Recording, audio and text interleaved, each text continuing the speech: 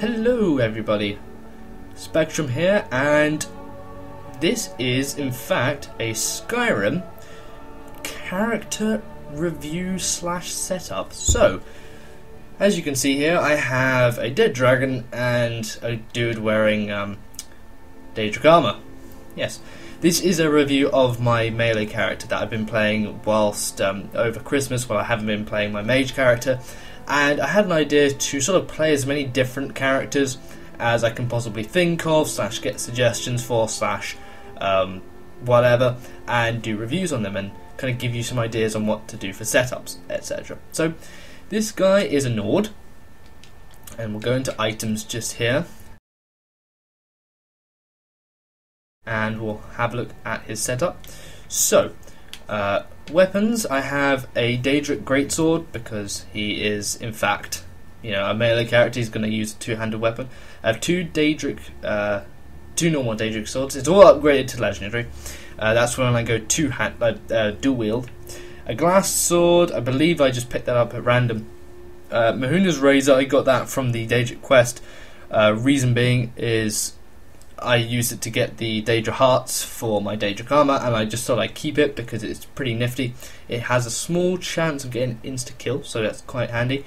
It's not so great when you've got, Daedric swords, but it's still an interesting weapon to have. And I've just been doing the Mage Guild, so I have a Staff of Mage Light, which you get from the Archmage at the beginning of the quest. So I've got an Amulet of Stendarr, which is pretty interesting.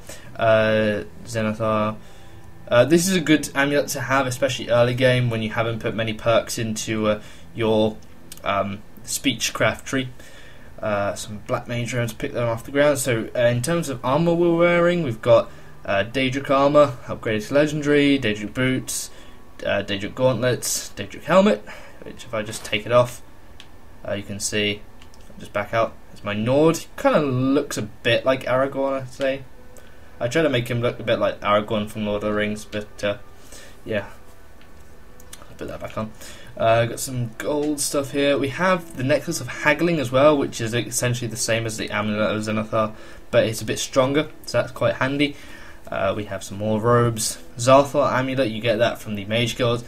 I'll explain why I have all this Mage Guild stuff. And I have the Bond of Matrimony. I did in fact get married with this character, just to kind of test it out. I hadn't done it before, and it's pretty interesting, but I'll go over that in a bit. I think we just got some general potions we picked up. This character uses a lot of healing potions, so if you're going to run a melee character, which is the most basic character to run in this game, you want to have a lot of healing potions. I think we just got like basic food. You have a home-cooked meal. Books. Got some. This starts the quest. It's Boethiah's Proving. You only get it when you hit level 30. I believe my character's level 31 right now. Got a lot of carry weight on me actually. The Elder Scroll from the the main quest. I've completed the main quest on this now. Got some stuff I've been picking up, just some keys. You don't care about that, and yeah, just stuff really. Okay, so that's all the items I have. Now moving on to the perk setup. So as we can see here, my character is in fact level 31. His name is Noring. I found it on Google. It's apparently a standard Nord name. Anyway, looking at the tree, what I've done here is try to focus it on the warrior class because it's a melee character. I've had the warrior stone for some time. I'll talk about that in a minute actually. But one thing I have actually learned about Skyrim is what you really want to do is focus on your main combat skills at the early game and focus on just them. So if, for example, a melee character, you focus on two-handed, one-handed, should you, depending on what kind of sword you use. I use two-handed weapons mostly, but I do occasionally go berserker mode if my enemies are no threat, which with Daedric armor they often aren't, and just go dual wield Daedric swords. Heavy armor is another one. Heavy armor, the tree is pretty bad, apart from these two. The conditioning It weighs nothing, it doesn't slow you down, so that's awesome. But it's at level 70. But the problem is the tree you have to go through is terrible. You're never going to use Fist of Steel unless you're in a bar fight, and then Cushioned is just... I mean, it could be useful, but it's pretty bad. The main perk you want to be putting your time into is the Juggernaut perk, which is amazing. It makes you so bulky, and I'd recommend this as a good perk if you're any kind of character and you're using armor. So I went with heavy armor instead of light because it just protects you from more damage, and my playstyle is kind of just taking as many hits as I possibly can and getting away with it. I do have 100% smithing, that's how I got Daedric. I don't have Arcane Blacksmith, but I do have Dragon Armor as well. Interesting story. Well, for anyone who understands Skyrim, I originally wanted to use Daedric, so I did. I got to 90, I was like, yes, Daedric smithing at level 90, I was like, yes, right, let's go ahead and craft some Daedric armor. And I did, and I upgraded it. Then I made some Dragon armor and upgraded it at level 100, and it was better than a Daedric. And I was like, hang on, this doesn't make any sense. Dragon armor is worse, we know this. I was like, okay, so I've discovered something odd about the game. But it turns out the 10 levels difference between Daedric and Dragon makes that little bit difference in the armor rating. Apparently, if you upgrade Daedric at level 90, it won't be as strong if you upgrade it as level 100. So that's something to take away with you. But yeah, I did that at the beginning of the game. I wouldn't advise doing that. Reason being is those perks that, I mean, okay, Dwarven to Ebony, fair enough, there's only a few perks, there's about 4 perks, but the time and effort spent on getting up to 100 smithing was not worth it for the remainder of the game. It just made it a breeze. I could have put it on massive difficulty and it wouldn't have been difficult, so it's just, I don't advise it. I'd spend, smithing, enchanting and alchemy are things you can spend the latter part of your character's life on when the game actually starts getting tough, when the dragons start doing actual damage, when you start coming across the high level Nords and Draga and stuff. That's when you need the big stuff. So I'd recommend leaving that out for now and just focus on heavy armor, one-handed and two-handed. That's what I would have focused on if I could do this again. In terms of two-handed, I didn't go into... I put as many perks into Barbarian as possible, as I've done so far. I don't use Warhammers, I don't use Maces, so I didn't bother with Skullcrusher. I use Deep Wounds because I use swords, and I don't use Battle Axes either, so I just went with Deep Wounds because I just did. Champion Stance, it's pretty decent. You have to go through it if you want to get Devastating Blow, which is amazingly good fun. It does more damage and you have a chance to decapitate your enemies, which looks awesome. This one, Great Critical Charge, is a really, really bad perk in my opinion. If you basically, it allows you to do a charged attack while you're sprinting. At the end of your sprint, you tap the melee button and then it will do a charged attack for you. In theory, it's great. It's fantastic. In practice, it's terrible because it burns up all your stamina, and the chances of you hitting them are very, very slim. And you could have just hit them anyway, so don't get that perk. You don't need it. It's not that great. If I'd known, I wouldn't have got it. And then you got Sweep. It doesn't seem to work as well as I thought it would.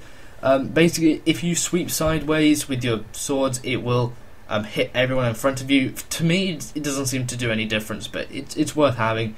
And then War Master I have yet to get, but that looks really good. 25% chance to paralyze. I've seen there's an archery perk that gives you a 15% chance to paralyze, and it happens more often than you would think. So it's interesting. 25%, that's pretty good. So those are the perks. The one hand is pretty much the same. I just haven't put that much in. And heavy armor, as I said, if you've got the perks to spend, you can go for these reflect blows and conditioning, but I haven't gone for them yet. I mean, I'm not sure if I'll play this character much anymore because I don't know. I only made it for one purpose, and that was to beat the Dragonborn plot line. So I don't know. We'll see. So back to the main way. Most of you would know how to play as a melee character. You just sort of go around and swing at people.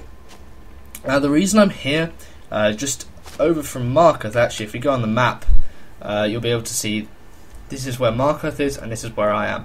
This here is the Lover's Stone. It's one of the Guardian Stones, and it's compared to some of them, it's really, really good. It's a permanent effect, and at the beginning of the game, you get the Mage Stone.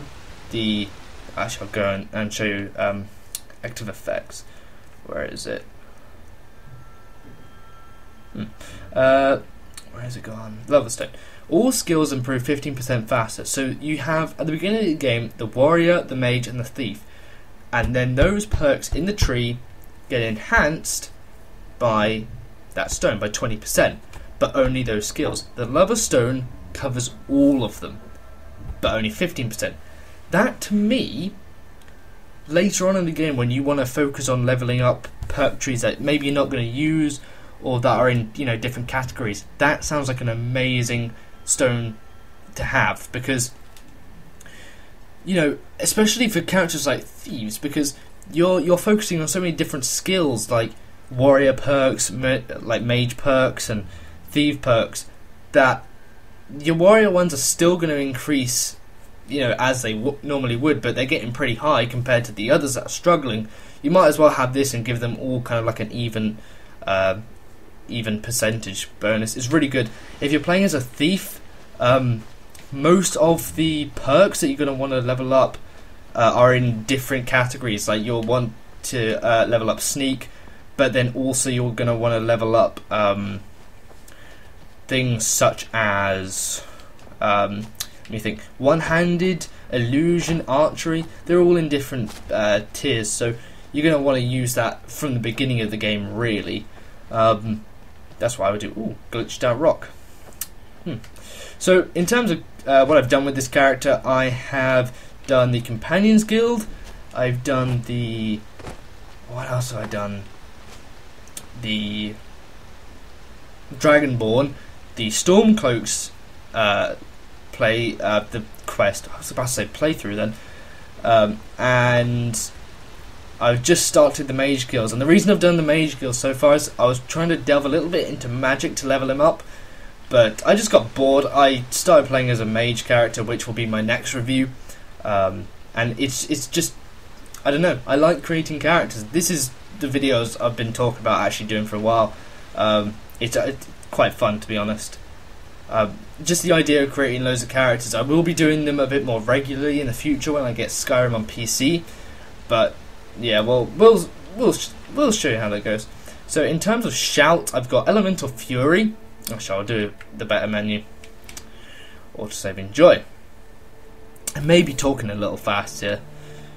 In terms of shouts, I've got like a bunch of them, but the main ones I use are Cool Dragon, because it's really, really good. Call of Valor I don't use at all. You get that for completing the Dragonborn quest. I've never used it, so I had no idea. I don't use Dragon Rend because I'm a melee character. If you're going to play as a melee character, you generally want to get Dragon Rend, because dragons, as we all know, fly, so you can't really hit something that's flying with a sword. Elemental Fury, this is quite interesting. It makes all your weapon strikes faster, which you'd think would be really, really good for a melee character, but I don't know, I haven't got all three shouts yet, so I have to see how that goes. Fire Breath, got all three shouts, it's awesome. Frost Breath is, I don't really use it. Ice Form, don't really use that either. Mark for Death, it weakens their armor, so that's really, really good if you're gonna play as any kind of character, really.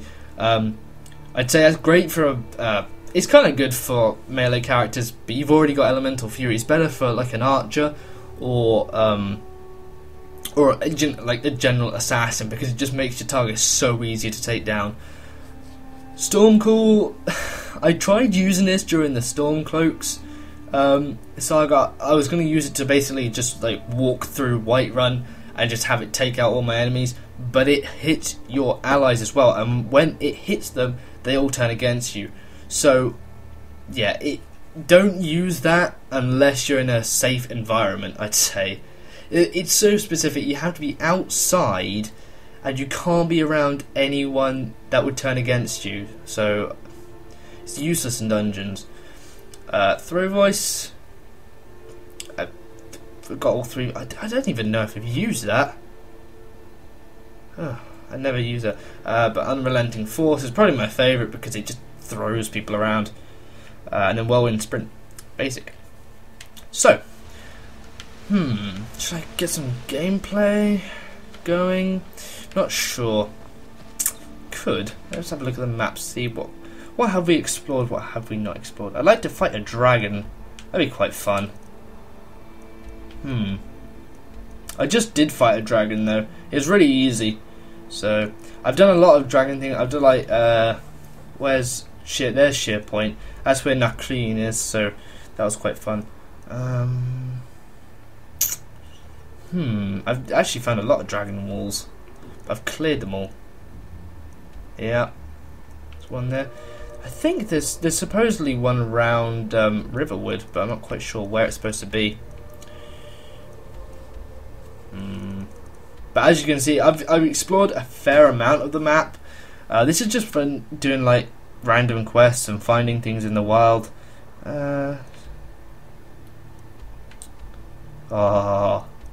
If you see my Let's Play, you'll know I hate Spriggans. In fact, I'm gonna go and get my vengeance on the Spriggans. That's gonna be me showing off the action of my Nordic rage. There are many other characters you could easily use to start off at the beginning of the game. For a melee character, you could an orc. Orcs are very, very viable because they just have some amazing perks starts off, and they have their power is really, really powerful. It allows it's like Berserker Rage. It does some crazy stuff. I forgot what it does exactly. I will do an orcish character on PC when I finally get Skyrim on PC. I've been talking about it for ages. But this is how I'd say you set up your melee character. You generally want to start off, just focus on hitting people with swords, get some heavy armor on. Doesn't really matter what kind. Could just be, you know, some basic dwarven steel, whatever. Then just put perks into heavy armor. Spriggans? Anywhere? No? Oh, there you are. Hello, Spriggans. You still hate me? Spriggan Matron. Oh, that's the... Whoa! You just got... Whoa! That is a big Spriggan. And I've destroyed you. That's the one that you see on the loading screens. I always wondered why the ones on the loading screens were orange. There's more up there. I guess they're leveled. I hate Spriggans. I'm going to let myself heal first. Potions. Minor healing. We'll just use some of these up. As you saw when I showed you the skills, I put a ton of perks into health because they were just... It just makes sense. Like, I love Juggernaut out, and it just made sense. Whoa, whoa, whoa, whoa. You can't just... It seems a bit pointless. Oh. Okay. It seems a bit pointless if you're going to turn invisible when you've got a bunch of leaves flying around you. It just... I don't know. It just seems to me like... Slash. It's a tree, and I killed it. I think that's all of them. Yeah, I've had my vengeance on the Spriggans and the Spriggan Matron. That was fun. Not quite sure what else to... I hope they can hear me. My mic's a weird angle. So that was some action with the Daedric melee character. It might So as I was saying, just focus on leveling up your sword skills, your heavy armor, because the Dragonborn quest is not that difficult at an early level. Same goes for like the companions and all that. It's the like the Daedric quests and just like general like miscellaneous quests you find in the world where you have to raid a random cave that can have level bosses in it, and like the dragons that come down, because some of the dragons in this game are huge. Yeah, they just I just think that's when you need to have Daedric armor for. You don't need Daedric straight away, which is what I did. And I mean, you don't even need Dwarven, really. I mean, it's handy, but you don't need it. I'd say like go up to Dwarven or Orcish if you really want to be a bit of a juggernaut. I'm going to be a bit of a hypocrite though, because on my battle mage, I'm about to go and place some more of that, and I'm going to try and get ebony armor in that, because I've never had ebony, and I really want to make some ebony armor and to use on that character, and then just leave smithing alone. So yeah, I keep talking about like stuff like that. I'm trying to focus. No, anyway, setup for a melee character. You want to put perks into one-handed or two-handed, depending on what kind of weapons you want to use. Heavy armor. Then late game you want to focus on smithing, and you want to put your perks into things such as health and stamina.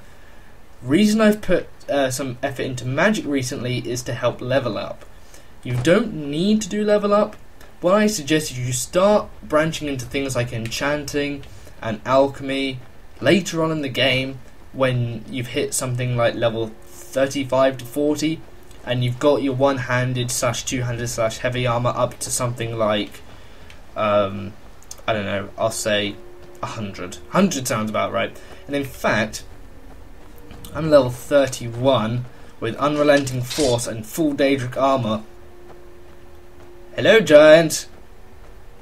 I need to get some redemption. Is he? Oh, his arm is there. Hello. Oda! Goodbye. Hello. Wow, you're really not that tough. Wow. Hey. Oh, you can actually hit. Wow. Look at my sword. My sword is amazing.